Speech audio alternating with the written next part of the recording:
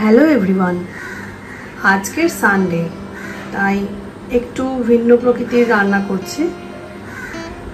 আজকে করব মৌরলা মাছ, কাঁকরোল, আলু, পেঁয়াজ দিয়ে কলা পাতায় পাতুরি। খুব সিম্পল এবং খুব টেস্টি একটা রান্না।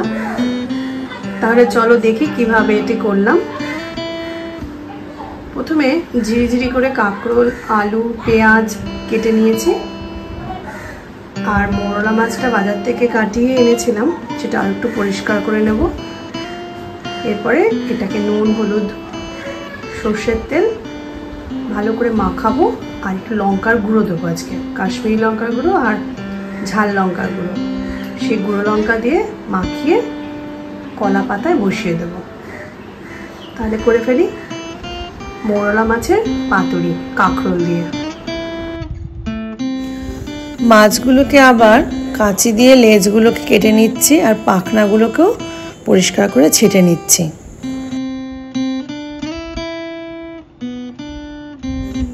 এবার পেঁয়াজ, আলু এবং কাঁকরোলটাকে নুন, হলুদ আর লঙ্কার গুঁড়ো আর একটু সর্ষের তেল দিয়ে মেখে নেব। নুন দিলাম, এবার পরিমাণ মতো নুনের সঙ্গে এবার মিশিয়ে দিচ্ছি হলুদের গুঁড়ো।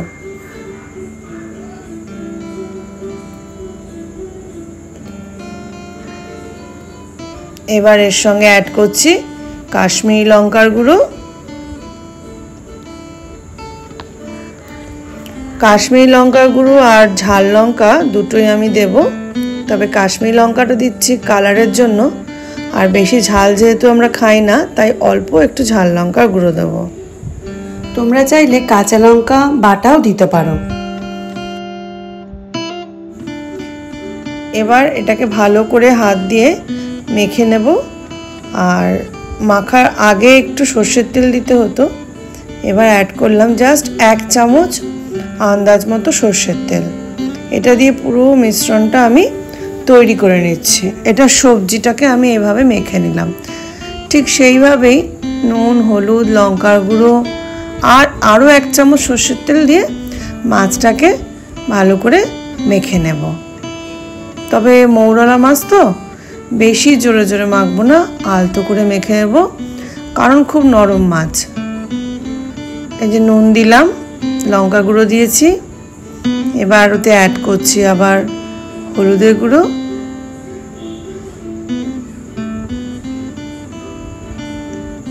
এবং তারপরে আবার দেব সর্ষের তেল। এবার হাতে করে মেখে নিচ্ছে। ব্যাস রেডি আমার মাছ পাতুরির সব উপকরণ।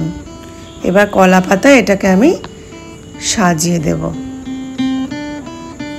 একটা বড় প্লেটের উপরে প্রথমে আমি কলা পাতা রাখলাম। এই কলা পাতাটায় আমি মাছগুলোকে সাজিয়ে দিচ্ছি। মাঝখানে মাছটা দেব, কারণ আসল যে ফ্লেমটা মেন, সেটা মাঝখানেই তো বেশি লাগে। আর মাছগুলো যেহেতু সেদ্ধ হতে বা রান্না হতে একটু টাইম লাগবে, তাই মাঝখানে রাখবো মাছ। এবং মাছটাকে মাঝখানে সাজিয়ে দেওয়ার পরে চারিদিকে আর ওপর দিয়ে দেব ওই আলু, কাঁকরোল, পেঁয়াজটা সাজিয়ে। একটু ধনেপাতা দিলেও ভালো হতো, আমার খেয়াল ছিল না। তোমরা চাইলে একটু ধনেপাতাও কুচিয়ে দিয়ে দিতে পারো, তাহলে টেস্টটা আরও ভালো হবে। ঠিক এইভাবে আমি সাজিয়ে দিলাম। এবার এটাকে চাটুর উপরে ট্রান্সফার করব।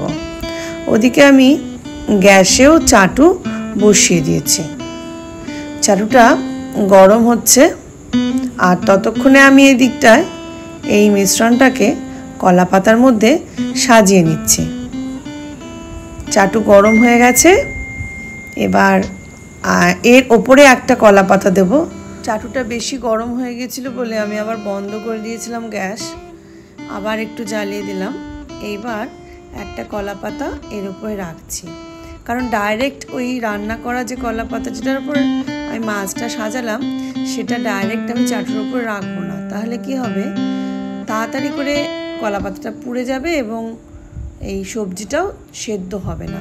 তাই একটা কলা পাতা প্রথমে নিচে দেব, তার উপরে এইভাবে প্লেটটাকে এনে আস্তে করে সরিয়ে নিলাম এবং পুরো জিনিসটাকে আমি চাটুতে ট্রান্সফার করে দিলাম। এবার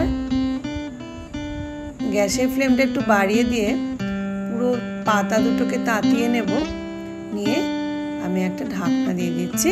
এবার অতি অবশ্যই ফ্লেমটাকে একদম সিম আঁচে করে রাখবো। এইভাবে ওকে হতে দেব এবং সেই সময় আমি অন্য অনেক রকম আমার যা সংসারে কাজ এদিক ওদিক সেগুলো করতে থাকলাম। কিছুক্ষণ পরে এসে দেখি অনেক জল ছেড়েছে মাছের এই পাতুরি থেকে, অর্থাৎ সেদ্ধ হয়েছে বা সেদ্ধ হচ্ছে, একটু এখনো বাকি। তখন আমি ফ্লেমটাকে আবার বাড়িয়ে দিয়ে এই জলটাকে টানিয়ে নিলাম, টানিয়ে শুকনো শুকনো করে নিলাম, কারণ শুকনো শুকনো না করলে জিনিসটা টেস্টি হবে না। এইভাবে আমি এবার ঢাকনাটাকে সরিয়ে রাখবো। ওদিকটা হয়ে গেছে, আবার টেনে নিলাম এইভাবে প্লেটের মধ্যে, দেখতে পাচ্ছ ভিডিওতে। ঠিক এইভাবে প্লেটের মধ্যে নামিয়ে দেওয়ার পর এবার যে দিকটা চাটুর দিকে ছিল সেদিকটা তো রান্না হয়ে গিয়েছে, এবার তার উল্টো দিকটা করার পালা। ঠিক একটা প্লেটের মধ্যে আমি কলা পাতা নিলাম, কলা পাতাটা আমি ঠিক তার উপরে রাখলাম, যেরকম ছবিতে দেখা যাচ্ছে ভিডিওতে। ঠিক এইভাবে রেখে আমি পুরো জিনিসটা জাস্ট উল্টে দেবো। এই যে উল্টে দিলাম। এবার দেখাচ্ছি কিভাবে, যেদিকটা চাটুর নিচে ছিল, চাটুর উপরে ছিল, সেটা কেমন হয়েছে দেখো, খুব সুন্দর কুক হয়েছে। এবার চাটুর উপরে ঠিক আর একটা ফ্রেশ কলা পাতা রাখলাম, রেখে এবার প্লেটটাকে আস্তে করে এনে পুরো জিনিসটাকে ওই চাটুর মধ্যে নামিয়ে দিলাম।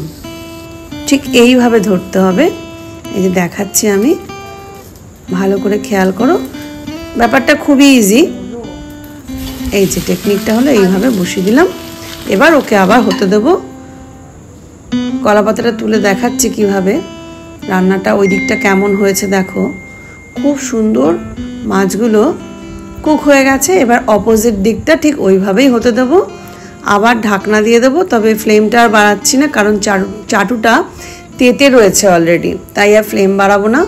এবার আবার ঢাকনা দিয়ে দেবো, ঢাকনা দিয়ে এবং ওকে মিডিয়াম থেকে একদম লো আঁচে হতে দেব। ব্যাস কিছুক্ষণ পরে এসছি, ঠিক সেইভাবেই দেখছি জল বেরিয়েছে একটু একটু। এবার জলটা একটু টানিয়ে নিচ্ছি, টানিয়ে নেওয়ার পরে নিচটা দেখাচ্ছি কীরকম, দেখো রান্না হয়ে গেছে। এরম দাগ দাগ ধরে যাবে, তখনই বুঝতে পারবে যে আমার উল্টো দিকটাও কুক হয়ে গেছে। এবার গ্যাসটাকে বন্ধ করে দিলাম, বন্ধ করে দিয়ে পুরো জিনিসটাকে আমি প্লেটে নামিয়ে নিলাম। এইবার দেখো খুব সুন্দর হয়ে গেছে আমার মৌরলা মাছ কাঁকরোল দিয়ে আলু দিয়ে পাতুরি। আশা করি তোমাদের ভালো লাগবে, একবার না একবার ট্রাই করো এবং কেমন হলো আমাকে অতি অবশ্য জানিও। আর যদি আমার চ্যানেলটা ভালো লাগে তাহলে অবশ্যই লাইক, শেয়ার এবং সাবস্ক্রাইব করতে ভুলো না।